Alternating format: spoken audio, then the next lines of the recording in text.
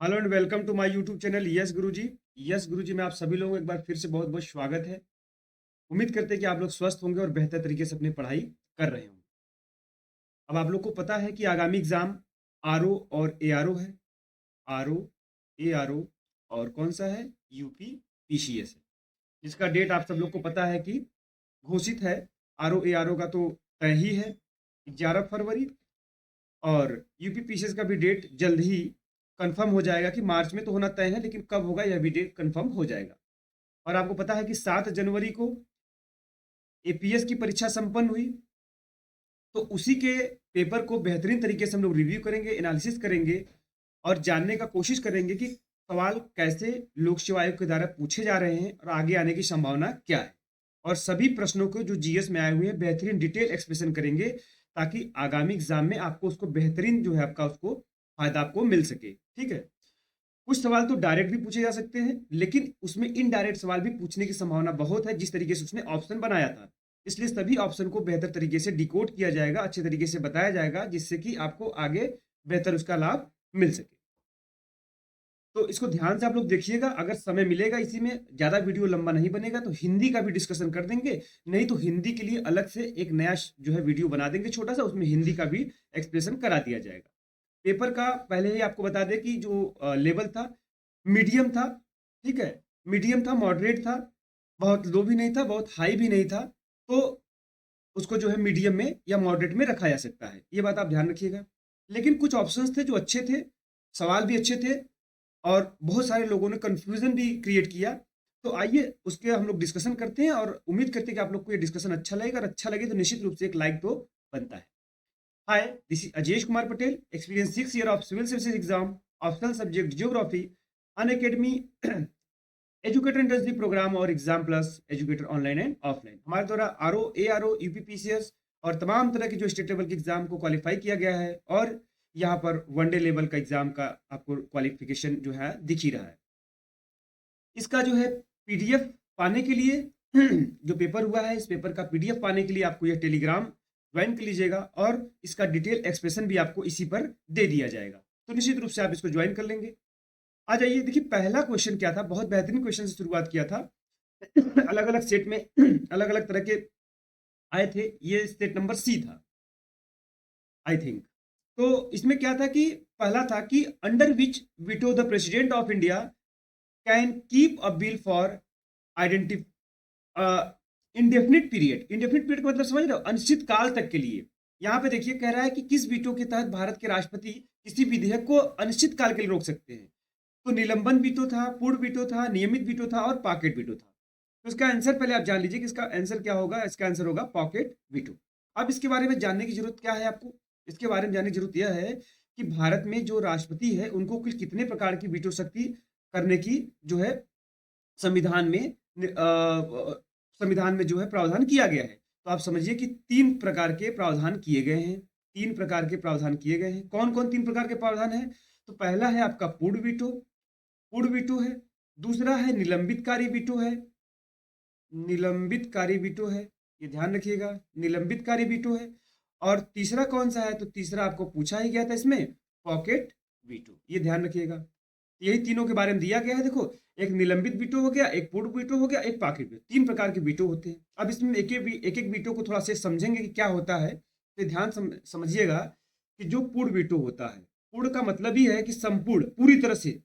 Veto का मतलब होता है रोक लेना, तो पूरी तरह से रोक लेना। इसका मतलब होता है कि किसी भी निजी विधेयक पर, निजी की मैं बात कर रहा हूं, निजी विधेयक, इसका मतलब है कि धन विधेयक या वित्त विधेयक की बात नहीं हो रही है। किसी भी निजी विधेयक पर सहमति रोकने की राष्ट्रपति की शक्ति है इसमें, कि अगर संसद के द्वारा पारित कर दिया गया है, लोकसभा और राज्यसभा के द्वारा, फिर भी राष्ट्रपति उसको रोक सकता है। ये बात ध्यान रखिए। और जैसे ही रोकेगा, वह विधेयक क्या होगा? समाप्त हो जाएगा। अब बात आती है कि क्या इस तरह का विधेयक भारत में किसी और राष्ट्रपति ने प्रयोग किया है? एग्जैक्टली प्रयोग किया है। 1954 की बात करेंगे तो आपको पता है कि उसमें राष्ट्रपति कौन थे? डॉक्टर राजेंद्र प्रसाद जी थे। डॉक्टर राजेंद्र प्रसाद जी ने इस पर जो है वीटो किया था, पूर्ण वीटो, यह बात ध्यान रखना। उसके बाद बात आती है कि सेकेंड कौन है? तो इसमें एक और है, इसमें आप ये ध्यान रखिएगा। एक मिनट, थोड़ा सा माफी चाहते। बस एक थोड़ा वाटर पी लेते हैं फिर।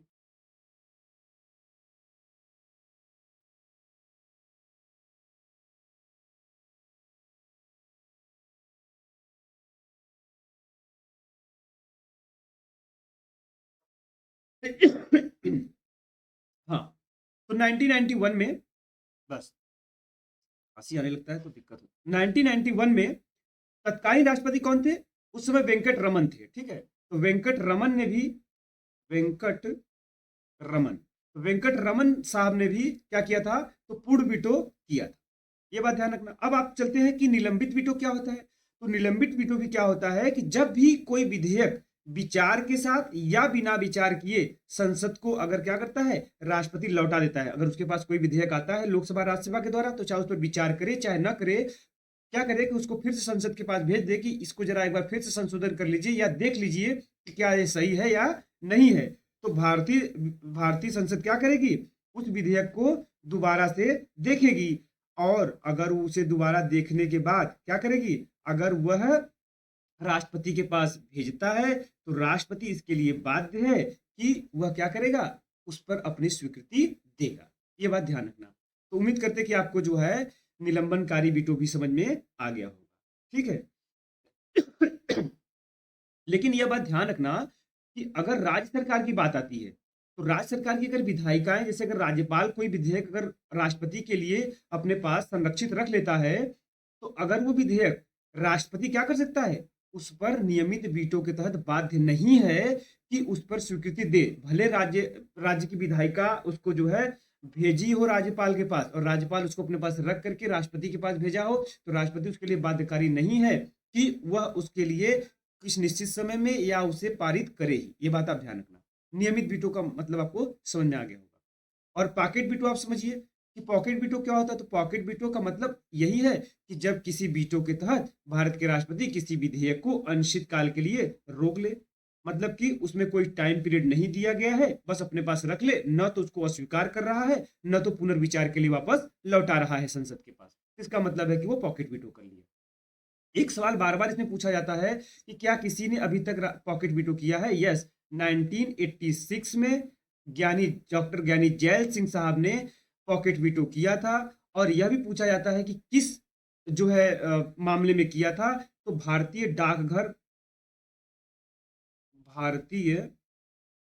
डाकघर संशोधन अधिनियम आया था, उसी पर उन्होंने क्या किया था? पॉकेट वीटो किया था। कई बार क्वेश्चन पूछा जाता है, ये बात ध्यान रखिएगा। चलिए, उम्मीद करते हैं कि आपको समझ में आ गया होगा। नेक्स्ट सवाल चलते हैं। कह रहा है कि यहाँ पर देखिए स्थान मिलाना था कि गेड्रोसिया है, अराकोशिया है, एरिया है और पारो पारोमिसादे है। तो इसमें देखो गेड्रोसिया जो है बलूचिस्तान वाले रीजन पड़ता है, एरिया कहाँ पड़ता है? हेरात में पड़ता है, और अराकोशिया कंधार, ये कंधार या कांधार है, कांधार, ठीक है, कांधार वाले रीजन पड़ता है। और आपका पारो मिसादे कहाँ पड़ता है? तो काबुल घाटी में पड़ता है। इसका आंसर हो जाएगा बी, ठीक है। नेक्स्ट सवाल चलते हैं। कह रहा है कि मनुस्मृति के टीकाकार कौन है? मनुस्मृति के टीकाकार कौन है? कुल्लुक भट्ट थे, यही प्रमुख टीकाकार माने जाते हैं। अब देखिए, बाबर के द्वारा आपको पता है कि बहुत सारे प्रमुख युद्ध लड़े गए हैं, और बाबर ने जब मुगल साम्राज्य की स्थापना की थी तो आपको पता है कि उस समय लोधी वंश था। लोधी वंश को समाप्त करके ही क्या किया था? मुगल वंश की नींव डाली थी। तो उसके सारे युद्धों को यहाँ जान लेंगे तो ये कंफ्यूजन दूर हो जाएगा। इसमें पूछा है तो इसका आंसर क्या हो जाएगा? 16 मार्च 1527।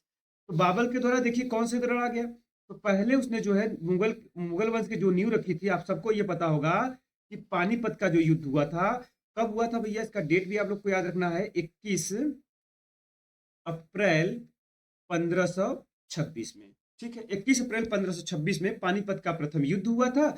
उसमें जो है इब्राहिम लोदी और बाबर के बीच में, आपको पता है कि बाबर यहां से कोई युद्ध हारता नहीं है और बाबर की जीत हुई थी, एक चीज। दूसरा कह रहा है खानवा का युद्ध हुआ था। खानवा का युद्ध कब हुआ था? तो 17 मार्च 1527 में हुआ था, ये ध्यान रखना। 17 मार्च 1527 में हुआ था। किसके किसके बीच में हुआ था? तो राणा सांगा और बाबर के बीच में हुआ था, ये ध्यान रखिएगा। राणा सांगा प्लस बाबर, और बाबर हमने बताया कि हर जगह बाबर ही विजयी हो रहा है। इस सब सारे युद्ध को ध्यान रखना। यूपी पीसीएस और आरओ एआरओ में आगे आने वाली संभावना निश्चित रूप से बनी हुई है। तीसरा युद्ध कौन सा लड़ा था? तो चंदेरी का युद्ध लड़ा था, चंदेरी का युद्ध लड़ा गया था। तो चंदेरी का युद्ध लड़ा गया था भैया 29 मार्च 1928 को। किसके किसके बीच में लड़ा गया? तो मेदिनी राय और बाबर तो रहेगा ही रहेगा, उसमें भी बाबर की जीत हुई और मेदिनी राय की बुरी तरह से पराजित हुई। और चौथा युद्ध कौन सा लड़ा गया? तो चौथा जो बाबर लड़ा गया घाघरा का युद्ध, ठीक है, घाघरा का युद्ध, ठीक है। तो घाघरा का युद्ध, अब घाघरा का युद्ध कब हुआ? तो घाघरा का युद्ध 6 मई 1529 में लड़ा गया। देखो सब क्रम से है, 1526, 1527, 1528 और 1529, ठीक है, मतलब हर साल एक युद्ध लड़ रहा है।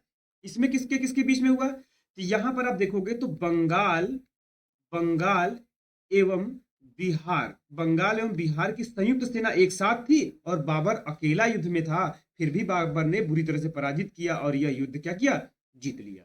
ठीक है, ये बात है ना। और यही घाघरा का युद्ध माना जाता है, कई बार पूछा भी गया है कि कौन सा युद्ध है जो जल और थल दोनों पर लड़ा गया, तो यही जो है घाघरा का युद्ध है।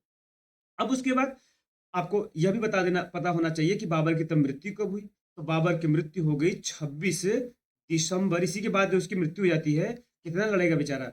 1530, 26 दिसंबर 1530 को बाबर की मृत्यु हो जाती है। यह सभी युद्ध को याद रख लेना, महत्वपूर्ण है।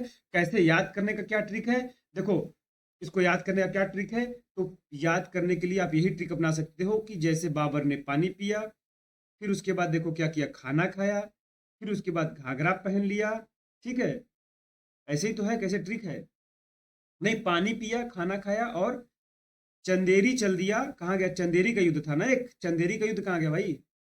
चंदेरी का युद्ध आप लोग को बताते यहाँ पे, हाँ, पानी पिया, खाना खाया, चंदेरी चल दिया, चंदेरी का स्थान है, चंदेरी चल दिया, घाघरा पहन के, ये 4 युद्ध याद रख लेना और उसके बाद उसकी मृत्यु होती है। तो चारों को याद रखना बेहतरीन था ये, ठीक है। आइए नेक्स्ट सवाल चलते हैं। कह रहा निम्नलिखित खेलों में से कौन सा एक ग्रैंड स्लैम से, तो पहले ये जानो कि ग्रैंड स्लैम किससे संबंधित है। तो आपको पता है कि लॉन टेनिस। साल में कुल कितने ग्रैंड स्लैम होते हैं? तो 4 ग्रैंड स्लैम होते हैं, ये बात आप ध्यान रखना, 4 ग्रैंड स्लैम होते हैं। अब वो 4 ग्रैंड स्लैम में क्रम से आपको कई बार लगाने के लिए देता है। तो पहला कौन होता है? तो ये ध्यान रखना कि पहला ऑस्ट्रेलिया होता है, पहला ऑस्ट्रेलिया ओपन होता है। और दूसरा कौन सा होता है भैया? दूसरा होता है फ्रेंच, इसका भी ट्रिक आपको बताऊंगा मैं याद करने का, फ्रेंच होता है। तीसरा कौन सा है? तो तीसरा विंबलडन होता है। चौथा कौन सा है? चौथा और आखिरी तो यही है आपका यूएस ओपन, ठीक है। एक बात ध्यान रखना, इसको याद कैसे करोगे? तो देखो क्रम से ही है, ए अल्फाबेटिकली है, एफ फिर उसके बाद भी आएगा, यहीं पे थोड़ा सा बस ऊपर नीचे कर लेना, यू। देखो ए के बाद एफ आता है, एफ हो जाएगा और यहाँ पर यू भी जो होता है ना, तो इसको थोड़ा सा यू ऊपर कर लेना और भी नीचे कर लेना। लास्ट वाला ऐसे याद रखना कि यूएस जो है अमेरिका जो है यूएस ओपन जो होता है लास्ट में होता है। तो Australia open, French open, Wimbledon open और यूएस ओपन। अब इसमें यह भी पूछा जाता है कौन से इसमें किस कोर्ट पे खेले जाते हैं, यह भी ध्यान रखना, कई बार पूछा जाता है। तो इसमें यह ध्यान रखना कि पहला और चौथा मतलब ऑस्ट्रेलिया ओपन और यूएस ओपन ये दोनों हार्ड कोर्ट पर खेला जाता है। किस पर? हार्ड कोर्ट पर, ठीक है। 1 मिनट कलर चेंज करें, सब उसमें हाथ पच हो जाएगा। चलो, यह हार्ड कोर्ट पर खिलाया जाता है, ऑस्ट्रेलिया और यूएस यह भी हार्ड कोर्ट पर खिलाया जाता है। और उसके बाद देखो दूसरा जो होता है फ्रेंच ओपन, तो दूसरा ध्यान रखना कि यह मिट्टी पर खेला जाता है, क्ले कोर्ट पर, मिट्टी पर खेला जाता है। और तीसरा जो विंबलटन है यह घास पे खेला जाता है, ग्रास कोर्ट पर, ठीक है, ग्रास कोर्ट पर खिलाया जाता है। और यही विंबलडन जो है विश्व का सबसे पुराना ग्रैंड स्लैम भी है, यह भी ध्यान रखना। कहां पर? लंदन में शुरुआत इसकी हुई थी। उम्मीद करते हैं कि इतना आपके लिए महत्वपूर्ण था जितना हमने बताया, और आप अच्छे तरीके से इसको रिवाइज भी करेंगे। और निश्चित रूप से अगर आपको ये एक्सप्लेनेशन अच्छा लग रहा हो तो एक लाइक तो बनता है। आ जाइए, भारत में अकबर का मकबरा कहाँ स्थित है? तो आपको पता है सिकंदरा में, सिकंदरा में कहाँ पर है भैया? आगरा में, कोई टेंशन नहीं। डॉटर ऑफ हिस्ट पुस्तक किसकी है? तो देखो डॉटर ऑफ हिस्ट पुस्तक आपकी सुश्री बेनजीर भुट्टो की है, बहुत महत्वपूर्ण है, कई बार पूछा भी गया है। देखो तस्लीमा नरसीन की एक पुस्तक है बहुत महत्वपूर्ण, कई बार पूछी जाती है, उसका नाम है लज्जा, यह ध्यान रख लेना, ठीक, कई बार पूछी जाती है।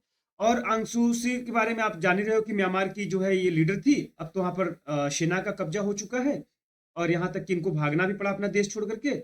और अब सोच लो कि 1991 में ये इसलिए चर्चा में भी रहता है, इसलिए पूछा भी कई बार गया है कि इनको शांति का नोबेल पुरस्कार भी दिया था। कब? 1991 में, ये बात ध्यान रख लीजिएगा। नेक्स्ट चलते हैं, मृच्छकटिकम की पुस्तक किसके द्वारा लिखी गई थी? तो मृच्छकटिकम की पुस्तक शूद्रक के द्वारा लिखी गई थी। यह बात नोट करना, बहुत बार पूछा गया है यह सवाल। अब देखो, बाणभट्ट की भी दो महत्वपूर्ण पुस्तकें यह भी कई बार पूछी जा सकती हैं, इसलिए मैंने कहा डिटेल एक्सप्रेशन अच्छे से किया जा रहा है, इसको आप ध्यान रखना है। एक हर्षचरित है और एक कादम्बरी है, यह भी दोनों पूछा जाता है, कादम्बरी, ठीक है, कादम्बरी है, यह भी नोट कर लेना। कल्हड़ की सबको पता है, कश्मीर के इतिहास के बारे में पुस्तक उन्होंने लिखा था, राज तरंगिणी। ये आपको पता है कि यह कश्मीर के इतिहास के बारे में पुस्तक लिखी गई थी, बहुत ही महत्वपूर्ण था, तो ये नोट कर लीजिएगा।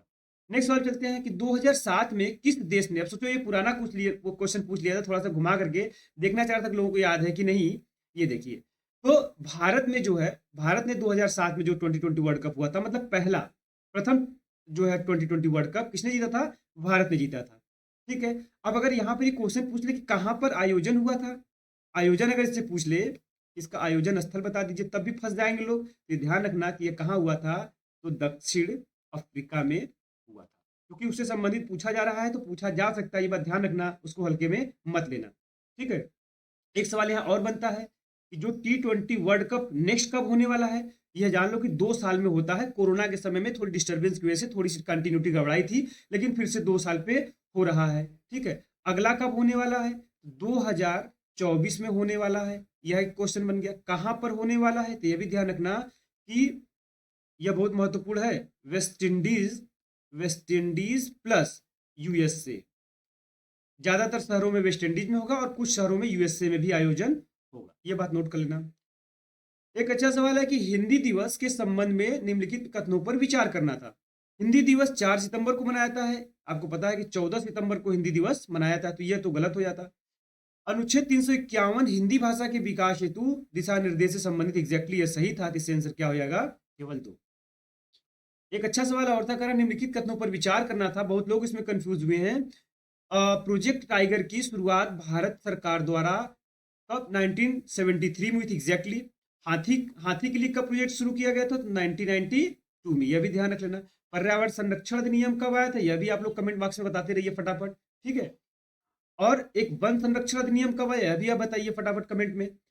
उसके बाद देखिए, भारत के कुल बाघ या टाइगर अभ्यारण्य, अब देखो यहाँ पर 53, बहुत लोगों ने क्या कर दिया कि 54, तो 54वां तो राजस्थान में बनाया गया, वो ठीक है, लेकिन ये ध्यान रखो कि पूछा है जनवरी 2023 में, तो जनवरी 2023 तक 53 ही थे, इसलिए इसमें क्या हो जाता कि आंसर इसमें 1 और 2 दोनों सही हो जाता। इसको आप लोग आंसर देख लीजिए।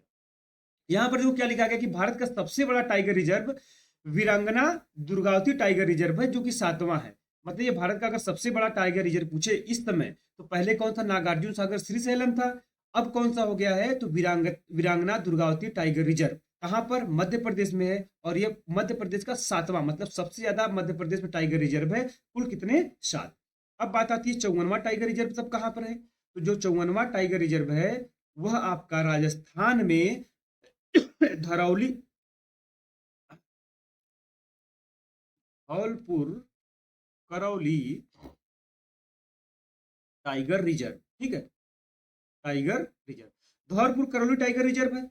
यह आपका 54वां टाइगर रिजर्व है, कहां पर? राजस्थान में। यह ध्यान रखना, यह राजस्थान का 5वां टाइगर रिजर्व है, यह भी बहुत महत्वपूर्ण था, ठीक है। अब क्योंकि वहीं पर खोला गया है, तो इसलिए ध्यान रखना कि यह पूछा जा सकता है कि निम्न में से कौन से टाइगर रिजर्व राजस्थान में नहीं है। तो ये ध्यान रखना कि जो 4 अन्य कौन कौन से हैं, तो एक मुकुंदरा हिल्स है, एक मुकुंदरा हिल्स है, दूसरा कौन सा है? तो रणथंभौर है, रणथंभौर है, इसको भी याद रखना। और तीसरा कौन सा है? सरिस्का है, ये सब पूछा जा सकता है। और जो रिसेंटली इसके पहले दिया गया था 53वां कौन सा था? रामगढ़, सबको याद भी होगा, पूछा भी गया था उस कई बार एग्जाम में, रामगढ़ विषधारी, ठीक है। तो ये ध्यान रखना, ये 4 पहले से थे, 5वां कौन खोल दिया गया? तो धौलपुर करौली। ये बात नोट कर लीजिए, सारे इससे महत्वपूर्ण फैक्ट आपको डिस्कशन कर दिए गए। नेक्स्ट चलते हैं, कुछ स्थान दिए थे, कुछ उद्योग दिए थे, इसको मिलाना था। जैसे खेतड़ी का संबंध तांबा से है, सबको पता होगा, इसमें कोई समस्या नहीं है। सूरत देखो हीरा कटिंग के लिए जाना जाता है, यह भी आपको पता है। तो अब उसके बाद बचा रेणुकूट, तो रेणुकूट देखो किसके लिए? रेणुकूट एल्यूमिनियम के लिए हो जाएगा। और आपका सेलम कहाँ पे पड़ता है? तमिलनाडु में, ये आपका हो जाएगा सूती वस्त्र के लिए, तो इसका आंसर क्या हो जाएगा? बी, ठीक है। अब उसके बाद देखो UIDAI आधार जारी करने के लिए एक वैधानिक प्राधिकरण इसने बता दिया। इसका पूर्ण रूप पूछा था तो इसमें देखो क्या हो जाएगा, unique identification authority of India, वही चीज यहाँ पे लिखा गया है। ठीक है, नेक्स्ट चलते हैं। कह रहा है कि निम्नलिखित कथनों पर विचार कीजिए और नीचे दिए गए कूट का सही उत्तर दीजिए। भारतीय संविधान संघीय व्यवस्था प्रदान करता है। अच्छी बात है, निश्चित रूप से संघीय व्यवस्था प्रदान करता है, क्योंकि आपको पता है कि भारत में जो है संघीय व्यवस्था है, केंद्र मजबूत है, यहाँ पर राज्य भी है, केंद्र भी है, लेकिन मजबूत कौन है यहाँ पर देखो, इससे बहुत मजबूत केंद्र का निर्माण किया है। और कहाँ से लिया गया है यह भी कई बार पूछा गया है, तो यह कनाडा से लिया गया है, यह भी नोट करना। जितनी भी संघीय प्रावधान है ज्यादातर कनाडा से ही लिया गया है, यह बात ध्यान रख लीजिएगा। तो यह भी सही था, यह भी सही था, लेकिन लेकिन लेकिन इसका एक्सप्लेनेशन नहीं था, ये बात ध्यान रखिएगा। ठीक है, नेक्स्ट चलते हैं। अभी अभी काफी चर्चा में रहा बिपरजॉय चक्रवात। तो बिपरजॉय चक्रवात कहाँ पे आया था, अरब सागर में। देखो हिंद महासागर भी है, लेकिन आपको पता है कि ये देखो ये, ओहो कैसा मैप बन गया, एक मिनट रुक जाओ भाई। हम्म, ये देखो, ये इधर आपकी क्या है, अरब का सागर है। ठीक है, अरब का सागर है, और इसी के नीचे यहाँ पर क्या, हिंद सागर है। ठीक है, तो यहाँ पर जो, क्योंकि मेन अरब सागर ही है इधर आपका, और इधर से चक्रवात उठा भी था, तो इसको क्या आप लोग बोलेंगे कि अरब सागर। इसमें क्या लगाएंगे, अरब सागर। मिट्टी का निछालन आपको पता है, जब मैं ज्योग्राफी अच्छे से पढ़ा रहा था तो मैंने आपको बताया है, अनअकैडमी में सारी क्लास भी हमने कराई है। अब यूट्यूब पर भी सारी क्लास आपके अच्छे से होंगी। ठीक है, आप लोग टेंशन ना लीजिएगा। ये आपका लेटराइट मिट्टी हो जाएगा, हमने बताया थी काफी अपक्षलित मिट्टी है। और यहाँ पर क्या होता है कि जब वर्षा ज्यादा होती है तो इसको ऊपर के जो चूना होते हैं, अन्य जो पदार्थ होते हैं, सब क्या होते हैं, रिस करके मिट्टी में नीचे चले जाते हैं, और ऊपर लोहांश की मात्रा ज्यादा बच जाती है। ठीक है, और हमने ये भी बताया था कि जो केरला वाला है, सह्याद्री वाला इधर वाला पार्ट है, इधर पूर्वी तट वाले में इधर ही सबसे ज्यादा इसे मिट्टी पाई जाती है। ये सब बातें हमने डिस्कस की थी। फिलहाल आप लोग इतना जान लीजिएगा, मैथ का सवाल आप लोग हल कर लीजिएगा। आईएफएससी का फुल फॉर्म देखो, आईएफएससी का फुल फॉर्म होता है इंडियन फाइनेंशियल सिस्टम कोड, ये बात आप ध्यान रखिएगा। नेक्स्ट चलते हैं, करें नास्कॉम के बारे में पूछा था कि नास्कॉम का फुल फॉर्म बता दीजिए। तो नास्कॉम का होता है national association of software and services companies, इसमें हो जाएगा डी। ठीक, अगर यहाँ पे पूछ ले कि इसकी स्थापना कब हुई थी, तो इसकी स्थापना हुई थी 1 मार्च 1988 को, 1988 में इसकी स्थापना हुई थी, इतना बस ध्यान रखना। देखो फेमा, फेमा का काफी फुल फॉर्म पूछ लिया था दो तीन। ठीक है, फेमा आपको पता है कि क्या है, FEMA। ठीक है, यह एक्ट कब आया था, तो 1990 एक्ट में आया था। इसका नाम क्या था, तो फॉरेन एक्सचेंज मैनेजमेंट एक्ट। देखो नाम से ही पता चला कि फॉरेन मतलब विदेशी मुद्रा, एक्सचेंज मतलब लेन देन, ठीक है, मैनेजमेंट मतलब कि भारत में जो है विदेशी मुद्रा से लेन देन से संबंधित एक नियम है, कानून है। ठीक है, ये बात ध्यान रख लेगा। इसमें चालू खाते, पूंजी खाते के तहत कैसे जो है पैसे का लेन देन होगा, ये बात ध्यान रखने का। इकोनॉमिक्स जब मैं आपको बताऊंगा तब अच्छे से वहां पर पढ़ाऊंगा। इसका जो है ये एक्ट कब आया था ये ध्यान रखना। तो 1999 ये तो दे ही दिया, लेकिन लागू कब हुआ था ये अगर पूछ ले, कई बार ऐसा पूछा सकता है कि लागू कब हुआ था, तो 1 जून 2000 को ये क्या हुआ था, लागू हुआ था। इसको भी आप लोग ध्यान रखना। ठीक है, नेक्स्ट सवाल चलते हैं। यह देखो मैथ का सवाल, इसको लगा लेना, इसका आंसर क्या आएगा, 16 मिनट। फिर उसके बाद कह रहा है कि अभी ये बहुत काफी चर्चा में था कि जो हाल ही में जो नवीन संसद हुआ था, नया संसद भवन हुआ था, उसका उद्घाटन किसने किया था, तो भारत के प्रधानमंत्री नरेंद्र दामोदर दास मोदी ने। ठीक है, संगोल भी उसमें स्थापित किया गया था, इसे आपको पता है कहानी। देखो एक क्वेश्चन यहाँ से पूछा गया था, अच्छा क्वेश्चन था ये। कह रहा था कि state from the heart an autobiography के लेखक कौन है भैया, तो इसके लेखक है सचिन तेंदुलकर नहीं है, कपिल देव साहब है। ये बात ध्यान रख लीजिएगा। ठीक है, ये बात ध्यान रखिएगा।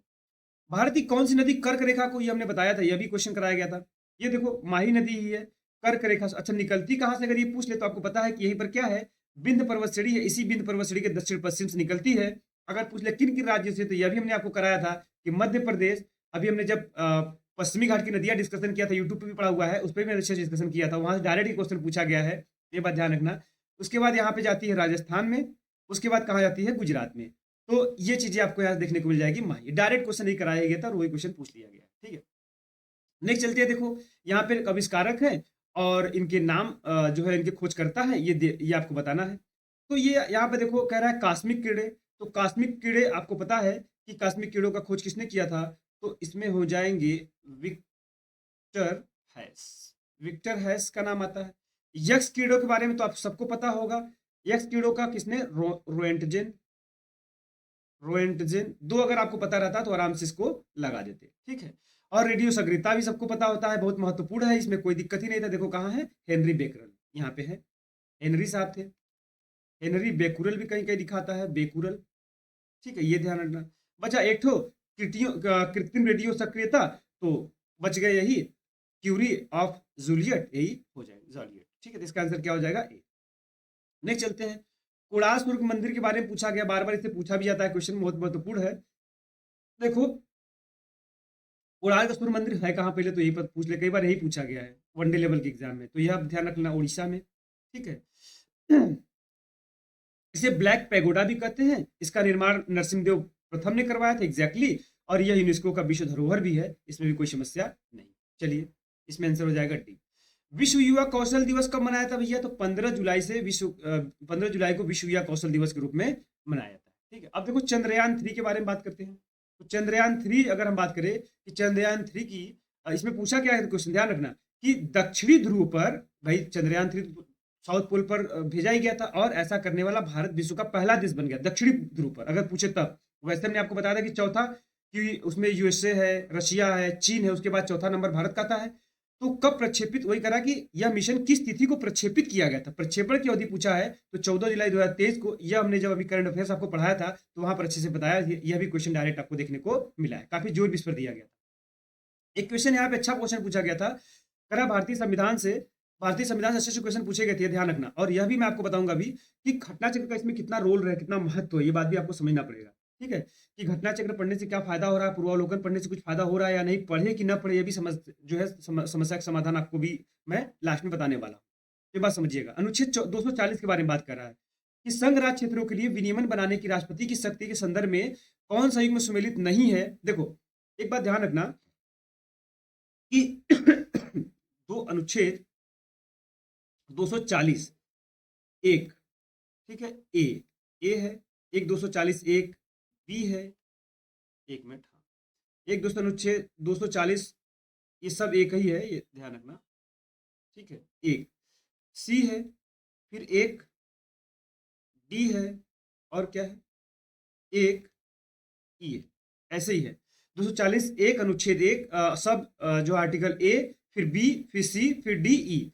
देखो ए में क्या है, ए में जो प्रावधान किया गया है अंडमान एंड निकोबार के लिए प्रावधान किया गया है। बी में क्या प्रावधान किया गया है, लक्षद्वीप के लिए प्रावधान किया गया है। सी में किसके लिए, तो पहले देखो सी में क्या था, दादर नागर हवेली के लिए था, और दमन दीव के लिए डी में था। लेकिन चूंकि दोनों को आपको पता है कि इसको मिलाकर के एक केंद्र शासित प्रदेश बना दिया गया है, तो इसको डी को निरसित कर दिया गया है, जो है निरस्त कर दिया गया है। इसका मतलब डी में कोई भी नहीं है। सी में क्या है, दादर नागर हवेली एंड दमन दी हो जाएगा। तो पहले ये ध्यान रख लेना, यहाँ पर डी दिया था तो थोड़ा ये गड़बड़ दिया हुआ है, या पुराना क्वेश्चन आप कह सकते हो, ठीक है। तो अब इसको हटा दीजिए।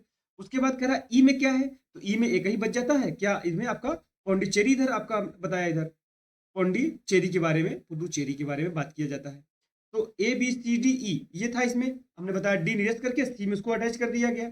अब आपको यह भी पता है कि पौंडीचेरी और दिल्ली दो ऐसे केंद्र शासित है जहां पर क्या खुद की विधानसभा है। तो जब खुद की विधानसभा है तो इनके लिए भी एक कानून, एक नियम बनाया गया है कि अगर ये 200 अनुच्छेद 239 ए के तहत, 239 ए के तहत अगर विधानमंडल जो है वहां की, अगर कोई भी ऐसा निकाय बनाता है जो वहां की शांति, प्रगति और जो है अच्छे सरकार के लिए वो जिम्मेदार है, तो निश्चित रूप से राष्ट्रपति क्या करेगा, राष्ट्रपति को उसके संदर्भ में फिर शक्ति बनाने के अधिकार नहीं रहती है। ये बात उसमें दिया गया है कि वो खुद सक्षम है बनाने के लिए, और वहां पर वो बना सकते हैं अगर इस सेक्टर के लिए बना रहे हैं, अच्छी प्रगति के लिए, शांति के लिए, अच्छी सरकार के लिए। तो ये ध्यान रखना, इसमें कौन हो जाएगा, तो पौंडीचेरी हो जाएगा। निश्चित रूप से आपको अच्छे समझ में आएगा। इस क्वेश्चन को किसी भी तरह से घुमा के पूछा सकता है, इसमें कंफ्यूज मत करिएगा। नेक्स्ट देखिए क्वेश्चन नेक्स्ट कह रहा है कि एमओएम, जिसे मंगलयान के रूप में भी जाना जाता है, भारतीय अंतरिक्ष अनुसंधान संगठन द्वारा लॉन्च किया गया एक अंतरिक्ष मिशन था। इसका उद्देश्य क्या भैया, मंगलयान की विशेषताओं के लिए निश्चित रूप सबको पता है। कर है एमओएम का फुल फॉर्म पूछ लिया, तो एमओएम का फुल फॉर्म क्या है, मार्स ऑर्बिटर मिशन, इसमें कोई समस्या नहीं है। अब यह बात यहाँ पे अगर मान लो पूछ ले कि मार्स ऑर्बिटर मिशन लॉन्च कब किया गया, तो मार्स ऑर्बिटर मिशन आपको पता है कि 5 नवंबर 2013 को क्या किया, इसको लॉन्च किया गया, 5 नवंबर 2013 को लॉन्च किया गया, ठीक है। और यह 24 सितंबर 2014 से क्या कर रहा है, मंगल ग्रह की परिक्रमा कर रहा है। यह भी ध्यान रखना। तो ये दोनों डेट याद रखना कि लॉन्चिंग और कब से परिक्रमा कर रहा है, दोनों चीज को आप ध्यान रखोगे तो कोई दिक्कत नहीं होगी। चलिए नेक्स्ट बात चलते हैं। फिर उसके बाद कह रहा है कि एक मिनट दीजिएगा। हाँ। एशियन गेम्स में 400 मीटर दौड़ में स्वर्ण पदक प्राप्त करने वाली पहली भारतीय महिला कौन बन गई? देखो कमलजीत संधू बन गई। कौन बन गई? कमलजीत संधू। ये बात ध्यान रख लीजिएगा, अच्छा सवाल था, कमलजीत संधू। ठीक है। पीटी उषा, तो देखिए पीटी उषा ने इनके बाद, पीटी उषा ने जो अपना कमाल दिखाया है, ये देखो कब, यह जो है एशियन गेम्स 400 मीटर में जो पदक जीतने वाली, कब, ये 1970 में ही ये कारनामा कर चुकी हैं। ये बात ध्यान रखना, मतलब पीटी उषा से पहले की हैं ये। और कहां पर? जो बैंकॉक, बैंकॉक थाईलैंड में है। आपको पता है कि थाईलैंड की राजधानी है, तो बैंकॉक थाईलैंड में जो एशियन गेम्स हुआ था, वहां पर ही इन्होंने कारनामा कर दिया था 1970 में। ये बात आप नोट कर लीजिएगा। जबकि पीटी उषा तो इसके बाद जो है करीब करीब आप देखोगे इनका ज्यादा से ज्यादा अगर आप पदक देखोगे तो 1980s के बाद जो है आप देखोगे कि खूब इनका जो है पदक आया है। तो उनको जो है आपको पता, उड़न तस्तरी और मायोली एक्सप्रेस, तमाम तरह के नाम से भी संबोधित किया था, जो कि कई बार पूछा भी गया है। चलिए, थॉमस कप, आपको पता है कि थॉमस कप बैडमिंटन से संबंधित है। ये बात आप नोट कर लीजिएगा। ठीक है, चलिए नेक्स्ट चलते हैं। सूचना का अधिकार अधिनियम 2005, तो ये तो पारदर्शी प्रशासन के लिए होगा, इसमें कोई दिक्कत नहीं है। कह रहा है लेखपाल है और किताब इसमें दिया गया है, इसको आपको बताना है। तो देखो यशपाल है, कमलेश्वर है, भीष्म साहनी है, सुरेंद्र वर्मा है। तो इसमें कमलेश्वर जी की बहुत महत्वपूर्ण किताब है। इसको अगर आप लोग ध्यान रखोगे तो आप कर ले जाओगे। कितने पाकिस्तान, ये कभी पूछा भी गया था, मुझे याद नहीं आ रहा किस एग्जाम में, कहीं पूछा गया था कि कितने पाकिस्तान, किसके के लेखक कौन है, तो कमलेश्वर हो जाते। ए का चौथा देखो कहीं दिया है, सॉरी बी का चौथा देखो कहीं दिया है। हाँ, यहाँ पर दिया गया है, तो आप इसे लगा लेते, एक से भी लगा लेते अगर आपको बहुत नहीं पता है तो। और यशपाल का क्या हो जाता कि मुझे चांद चाहिए, सॉरी मेरी तेरी उसकी बात। ठीक, यशपाल की मेरी तेरी उसकी बात हो जाती। और बी का हो जाता चार। और भीष्म साहनी भी बहुत महत्वपूर्ण, इनका भी याद रखना, कई बार पूछा सकता है, तमस इनका है। भीष्म साहनी का कौन सा है? तमस। और सुरेंद्र वर्मा का है मुझे चांद चाहिए। ठीक है, चलिए नेक्स्ट सवाल चलते हैं। सुबह एवं शाम के वक्त जब सूरज क्षितिज के पास होता है तो लालिमा युक्त, मतलब आपने देखा है कि जब सूर्य अस्त होता है और जब सूर्यास्त होता है, दोनों समय इसके चारों तरफ क्या होती है? एक लालिमा, एक आभा होती है। वो किसकी वजह? स्कैटरिंग, मतलब कि सॉरी प्रकीर्णन कारण होती है, डिस्पर्सन ऑफ लाइट। हाँ, डिस्पर्सन ऑफ लाइट की वजह से होती है। ठीक है। बच्चों में सूखा रोग किसकी? तो आपको पता है कि विटामिन डी की वजह से होता है, इसमें कोई दिक्कत नहीं है। विटामिन सी, विटामिन ए आपको सब पता है, विटामिन बी। ठीक है, इसका आप लोग क्या करेंगे, ऐसे इसका नाम विटामिन सी से क्या, स्कर्बिक एसिड बोलते हैं। ए से रतौंधी होता है, ये सब आपको पता है। B1 बेरी बेरी होता है। चलिए, कह रहा एक व्यक्ति, इस वाले में आप देख लेना, इसका 600 कितना होगा, सॉरी इसका 700 आंसर आएगा। क्यों? सीधा सीधा निकालोगे भाई, 12% जीएसटी लग रहा है और 784 रुपये है, तो 12 से 84, 84 रुपये से माइनस कर दोगे तो 700 आंसर आ जाएगा। सीधा सीधा सवाल आता है। भारतीय संविधान का कौन सा अनुच्छेद भारत के राज्य की वाद योग्यता संबंधित है? भारत की राज्य योग्यता, तो भारत का वाद, ये नोट करना, बहुत बार पूछा गया है, वाद एवं कार्यवाही, वाद एवं कार्यवाही, वाद एवं कार्यवाहियां। ठीक है, यह अनुच्छेद 300 के अंतर्गत आता है, इसको नोट कर लीजिएगा, बहुत बढ़िया इंपॉर्टेंट था। अब देखो मोपला विद्रोह के बारे में पूछ लिया गया है, कई बार तो ऐसे पूछ लेता है कि मोपला विद्रोह कब हुआ था, कहाँ हुआ था, यह पूछ ले, तो यह भी ध्यान रखना, केरल में हुआ था, केरल में हुआ था। मोपलाओं जमींदारों के अत्याचार के लिए हुआ था, अंग्रेज सरकार खिलाफत नीतियों के खिलाफ हुआ था, निश्चित रूप से, बिना अंग्रेजों के परेशान किए तो होगा ही। और जब अंग्रेज परेशान करेंगे तो जमींदार भी परेशान करेंगे, सीधी सी बात। चलो, गोलकुंडा, आपको पता है गोलकुंडा कहाँ पे है? तो तेलंगाना में है। ठीक है, गोलकुंडा हीरे खान आपको पता ही है, इसमें कोई टेंशन नहीं। अब उसके चलते निम्नलिखित में से किस एक संशोधन के द्वारा लोकसभा की, बहुत महत्वपूर्ण सवाल है ये, देखो थोड़ा सा डीप जाके पूछना शुरू कर दिया है, जहां पर लोगों की ध्यान कम जाए। ऐसा क्यों पूछा गया है? क्योंकि अभी परिसीमन फिर से होने वाला है, परिसीमन पर चर्चा चल रहा है, इसीलिए सब सवाल पूछा गया है। ठीक है, तो इसमें क्या हो जाएगा, 31वां संविधान संशोधन 1973 में हुआ था, उसी में लोकसभा की 500 जो 25 सीटें थी उसको 545 कर दी गई थी। और जो संघ शासित प्रदेश थे उनकी जो 25 सीटें जो थी उनको क्या कर दिया गया था, 20 सीटें कर दी गई थी, 5 घटा दी गई थी। ये भी आप ध्यान रखना, बहुत महत्वपूर्ण था। और यहाँ पर देखो 42वां संविधान आप सब लोगों को पता होगा कि 1976 में हुआ है।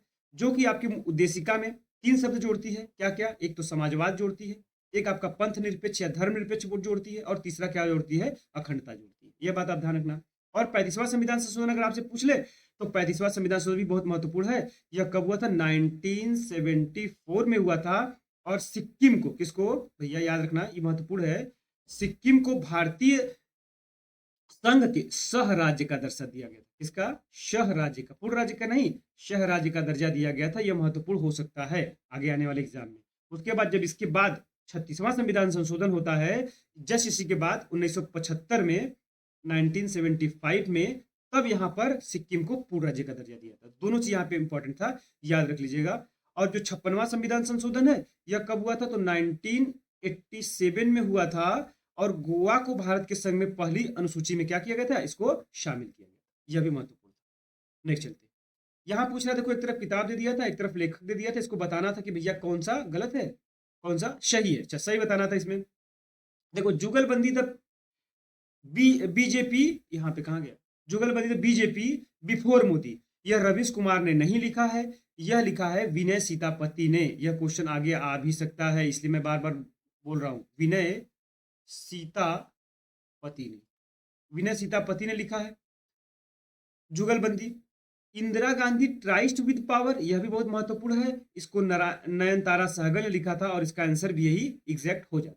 फिर से कह रहा है कि half lion how PV Narasimha Rao transform India, यह क्वेश्चन भी बहुत बार पूछा गया है। यह बात ध्यान रखना, बहुत ही महत्वपूर्ण है। इसका भी विनय सीतापति ही है।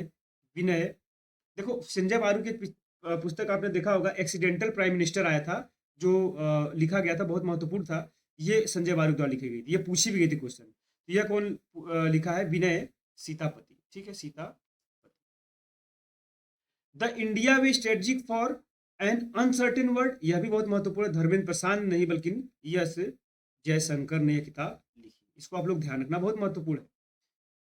देखो, रहमत अली से क्वेश्चन पूछ लिया था, यहाँ पर इतिहास का क्वेश्चन था। पाकिस्तान के नाम का विचार सुझाव तो रहमत अली ने दिया था। यहां पर थोड़ा सा अच्छा क्वेश्चन यहाँ पूछा था कि 1933 में अभी या कभी नहीं पुस्तक में प्रकाशित की गई थी, और इसी के द्वारा क्या किया था? सुझाव दिया गया था। इसका मतलब कथन और कारण दोनों सही है, और इसका व्याख्या भी सही है, इसमें कोई डाउट नहीं होना चाहिए। अब देखो, कह रहा है बजट अधिनियम में, इसको मतलब कि बजट का जो विभिन्न चरण उसमें पूछने का प्रयास किया है। इसको आप लोग नोट कर लेना कि ये पहले विधायिका को क्या किया जाता है? प्रस्तुतिकरण किया जाता है। कोई भी विधायिका होगा तो पहले उसका प्रस्तुतिकरण को होगा, कोई भी विधेयक होगा तो क्या होगा? पहले उसको प्रस्तुत किया जाएगा। उसके बाद क्या होगा? तो उसके बाद उस पर आम बहस होता है, तो उसके बाद आम बहस हो जाएगा। आम बहस के बाद क्या हो जाएगा भैया? तो उसके बाद उस पर अनुदान अनुदान की मांगे होंगी। ठीक है, अनुदान की मांगों पर मतदान होगा, चर्चा होगा, तो अनुदान की मांगों पर मतदान किया जाएगा। उसके बाद आपको विनियोग विधेयक होगा, और फिर लास्ट में क्या हो जाएगा? वित्त विधेयक हो जाएगा। इसको दूर करने का इसका आंसर क्या हो जाएगा? नेक्स्ट सवाल चलते हैं। कह रहे हैं विश्व प्रेस स्वतंत्रता सूचकांक 2023, आपको पता है कि भारत का पायदान लगातार गिरता जा रहा है इसमें। ठीक है, इसका मतलब भारत की स्वतंत्रता थोड़ी सी, जो है प्रेस स्वतंत्रता थोड़ी सी डैमेज हुई है। ये बात ध्यान रखना, थोड़ी सी क्या, बहुत कह सकते हैं। 161। ठीक है, तो यह गड़बड़ बात है। अब इसमें पहले स्थान पर किसका आता है? तो आपको पता है कि वो जो है यूरोपियन कंट्री ही हमेशा आगे रहते हैं। कहीं नॉर्वे रहेगा तो कहीं स्वीडन रहता है, यही सब रहते हैं। नॉर्वे है, दूसरे नंबर पे कौन है? इस बार आयरलैंड है, आयरलैंड है इस बार, ध्यान रखना। और तीसरे नंबर पे कौन है? तो डेनमार्क। ये टॉप 3 है, नॉर्वे, आयरलैंड, डेनमार्क। भारत की स्थिति आपको पता है कि 161 है, ये आप ध्यान रखिएगा। फिर कह रहा पृथ्वी की पपड़ी पर कार्बन का अनुमान कितना प्रतिशत लगाया गया भैया? तो 0.025। यह भूगोल का क्वेश्चन है। 0 वर्ल्ड ज्योग्राफी जब पढ़ाएंगे तो आपको निश्चित रूप से बताएंगे हम। 0.025% है, ये बात ध्यान रखना। फिर कह रहा है कि कौन सा बिच्छू, जो बिच्छू बूटी नेटल की पत्तियों द्वारा जो स्रावित होता है, जो दर्द युक्त डंक का कार्ड होता है। ठीक है, दर्द युक्त डंक का कार्ड होता है, इसमें क्या होता है? तो मेथनोइक अम्ल। ठीक है, मेथनोइक अम्ल इसमें जो है एग्जैक्टली सही है, ये बात ध्यान रख लीजिएगा। इसी को फार्मिक अम्ल भी बोलते हैं, इसी को फार्मिक अम्ल भी बोलते हैं। चलो, यह भी नोट कर लेना। एक बढ़िया क्वेश्चन देखो, यूपी स्पेशल थोड़ा सा टफ क्वेश्चन पूछा गया था, कह सकते हो कि निम्नलिखित में से कौन सा उत्तर प्रदेश का उच्चतम बिंदु है? उच्चतम बिंदु इसमें कौन है? अमसोट की चोटी है। अमसोट चोटी कहाँ पड़ती है? तो सहारनपुर वाले रीजन में पड़ती है, उत्तराखंड वाले रीजन में है। उत्तराखंड और सहारनपुर में सटा हुआ है, ये बात है। फिर कह रहा है कि कौन सा इसमें से अंतरराष्ट्रीय शूटिंग खिलाड़ी है? तो अंजुम मौदगिल है। ये क्या है? शूटिंग खिलाड़ी है, अंजुम मौदगिल। जबकि मंजू रानी, एल सरिता देवी और जमुना बोरो, ये क्या है, ये लोग एथलीट है, एथलीट है, ठीक है, एथलीट है, सब मुक्केबाज है, सब मुक्केबाज है, ये ध्यान रखना, मुक्केबाज, ठीक है। अब ये सवाल मैथ का, इसको आप लोग लगा लीजिएगा, इसका क्या हो जाएगा 300। ये बात आप लगा लीजिएगा। उसके बाद देखो ये हिंदी का एक गद्यांश दिया हुआ था 51 से लेकर के 55, इसको आप लोग पढ़ेंगे। भारतीय संस्कृति शताब्दियों को छोड़ सहस्त्र शताब्दी तक व्याप्त तथा कोने में सीमित न रहकर बहुत विस्तृत भूभाग तक फैली हुई है। ये चीजें दी हुई थी इसमें अच्छे तरीके से। उसके बाद कह रहा है कि इसमें एक सीमा से दूसरी सीमा तक, आदि से अंत तक एक ही धारा या प्रधानता का जो है जीवन रूप मिलता है। ये पूरा पढ़ लीजिएगा। इसमें देखिए आंसर मैं बता दे रहा हूँ, हजारों वर्षों की अवधि के लिए कौन सा अभिव्यक्त सहस्त्राब्दी हो जाएगा। जीवन जड़ कब होने लगेगा, तो ऐसे भी जान जनरली आप जानेंगे जीवन कब जड़ होने लगेगा, जब जीवन में एक ही तरह का अनुभव होने लगेगा, ठीक है। तो उसमें क्या होगा, जीवन जड़ होने लगता है, मतलब दूसरा कुछ नया न हो रहा हो। उपयुक्त शीर्षक इसमें पूछा था, तो भारतीय संस्कृति की अखंडता इसमें हो जाएगा। स्त्रोत स्विनी का इसका मतलब क्या होता है, मतलब सरिता, जो आपका निरंतर क्या हो, एक जगह से निकल करके दूसरी जगह तक बहती हो लगातार।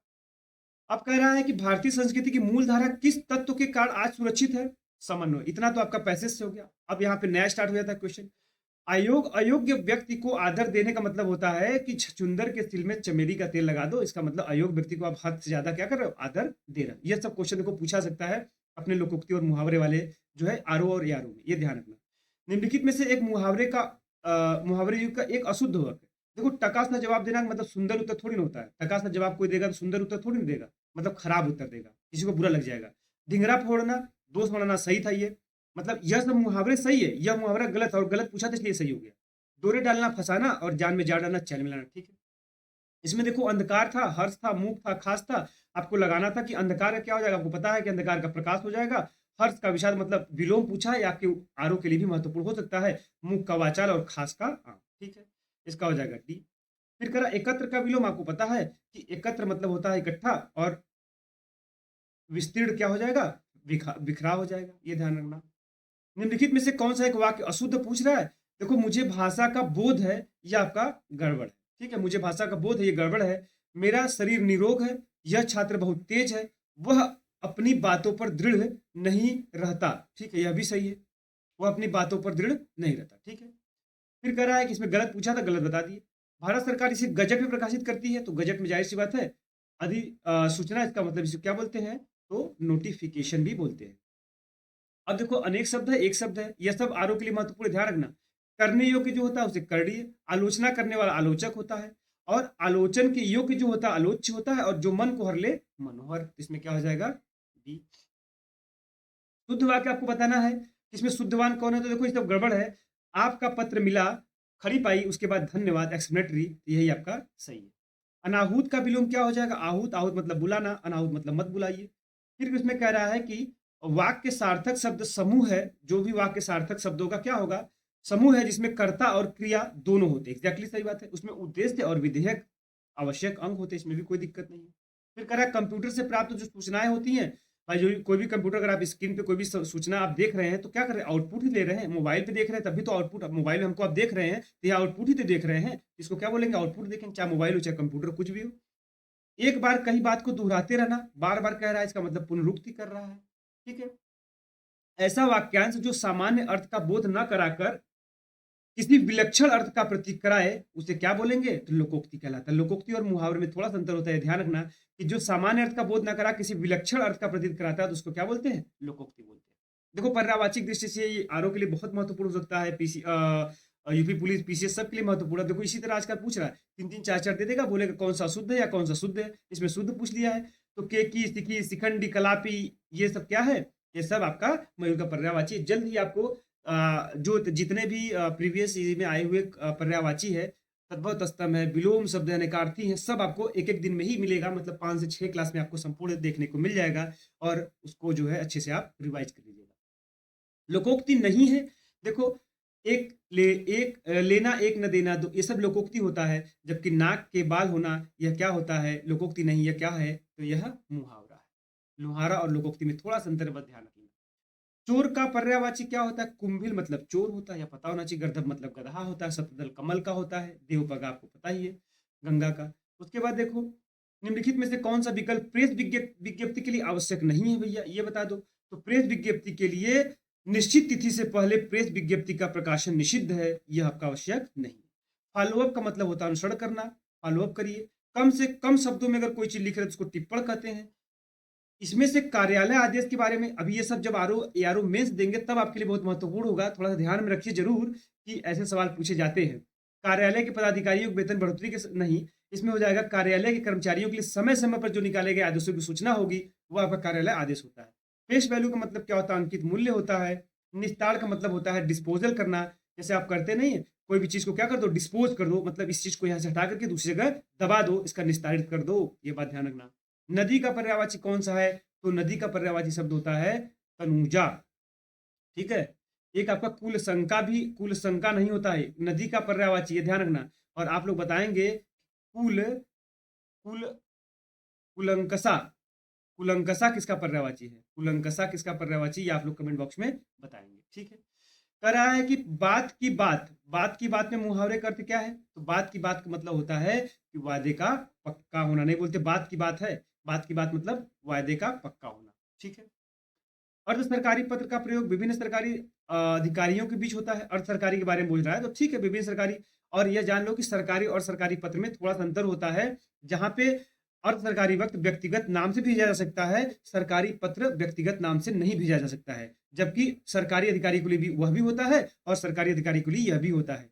यह जब मेंस आप लोग देंगे आरो यारो, तब उसमें बेहतरीन तरीके से क्लास कराई जाएगी, आप लोग टेंशन मत लीजिएगा। इसमें कह रहा है कि दो विकल्प दिए गए हैं, उच्च शब्द का विलोम आपको बताना है, तो नीचा हो जाएगा और निम्न हो जाएगा। नीची नीचा नहीं हो, नीची नीचे नहीं होगा, ये बात ध्यान रखना। तीन होगा, एक सी होगा। डिफेक्टो का मतलब होता है वस्तुतः। ठीक है। निम्नलिखित में से ये सब आपका ये आरो यारो मेंस और जो है उसमें बहुत महत्वपूर्ण आने वाला है, ये बात ध्यान रखना। कह रहा है इसमें कौन सा सही वाक्य है? कह रहा है उसने बताया कि हम चार भाई हैं। उसने बताया कि वे चार भाई हैं। उसने बताया कि मेरे चार भाई हैं। उसने बताया कि मैं चार भाई हूं। तो उसने बताया कि वे चार भाई हैं। ठीक है, ये आपका सही है। धूमकेतु मतलब आग का गोला। धार्मिक धार्मिक अर्जुन का आपको पता है गुडाकेश होता है, और इसमें कोई समस्या नहीं होनी चाहिए थी। और उसके बाद आपका धार्मिक धार्मिक का हो जाता संस्कृति से जोड़ लीजिए, और धरती का आपको पता हो जाता क्या? धरती का क्या हो जाएगा भाई? विशंबर। हाँ यहाँ पे ठीक है। तो इसका आंसर क्या हो जाएगा? इसका आंसर हो जाएगा बी।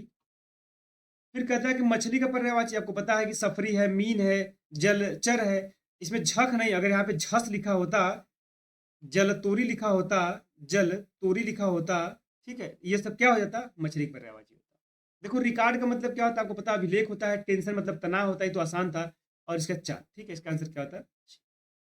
अनेक शब्द था, एक शब्द था। देखो याचना करने वाला याचक होता है, पूछने वाला प्रश्नव होता है, खाने योग्य खाद्य होता है, विश्वास वाला क्या होता है? विश्वसनीय होता है। जिसका क्या होता है? परिपत्र के बारे में आपको बताना था कि परिपत्र के बारे में क्या भैया। तो परिपत्र देखो क्या है कि एक राज्य सरकार को पत्र, जैसे कोई एक राज्य सरकार है, अगर इसको कोई पत्र भेजा जा रहा है तो क्या है? यह एक सर्कुलर है। इसको इंग्लिश बोला था सर्कुलर, तो एग्जैक्टली ये सही हो जाता। ठीक है। और उसके अनेक अनेक राज्य सरकारों को पत्र, एक राज्य सरकार को पत्र हो या अनेक राज्य सरकारों को पत्र हो, तो क्या कहलाएगा? ये आपका सर्कुलर जारी हुआ है, ये बात आप नोट कर लीजिएगा। ठीक है। एक राज्य सरकार को पत्र, कोई अगर मतलब कि कोई केंद्र किसी एक राज्य सरकार को पत्र भेजे या अनेक राज्य सरकार को पत्र भेजे, वो क्या होता है? सर्कुलर जारी करता है, किसी भी नियम कानून से संबंधित कोई बात रहेगा तो। विजक का मतलब क्या होता है? इनवॉइस, आपको पता है इसमें लेखा जोखा होता है।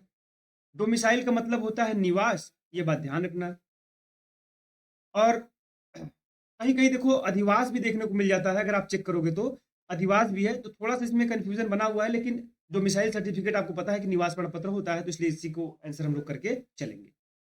विशिष्ट अवसर पर विशिष्ट लोगों के समक्ष दिया गया जो विविधतापूर्ण भाषण होता है, जैसे अगर राष्ट्रपति अगर किसी को संबोधन कर रहा है, ठीक है, तो आपको निश्चित रूप से पता होना चाहिए कि क्या है। जैसे 26 जनवरी पे संबोधन कर रहे हैं तो क्या होगा? वो एक अभिभाषण होता है। राष्ट्रपति का अभिभाषण आपने सुना भी होगा। स्तुति का विलोम क्या होता है भैया? निंद होता है। ठीक है।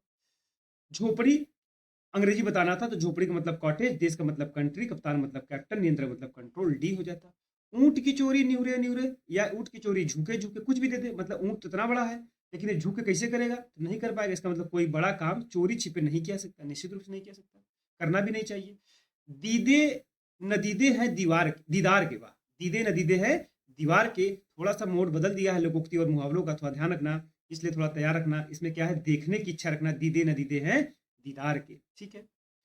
अकस्मात माँ का निधन होने पर राकेश क्या करेगा भैया, अपने कलेजे पत्थर ही तो रखेगा, और क्या करेगा, टक्का जवाब थोड़ी देगा। श्री कृष्ण के तो कोई कई बार क्वेश्चन रिपीटेड है घटना चक्र का, इसमें अनेकों नहीं अनेक होता है, ये बात ध्यान रखना। फिर कह रहा है कि निर्निमेष का मतलब होता है बिना पलक झिपकाए, देखो कहाँ है बिना पलक झपकाए, निर्निमेष, ये बात हमेशा ध्यान रखना, बहुत महत्वपूर्ण है।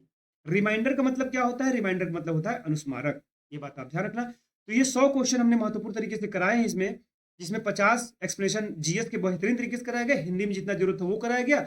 उम्मीद करते हैं कि आपको इससे बहुत बेनिफिट मिलने वाला है, प्रॉपर तरीके से देखना और निश्चित रूप से कमेंट जरूर छोड़ दीजिएगा आप लोग please. Thank you, take care.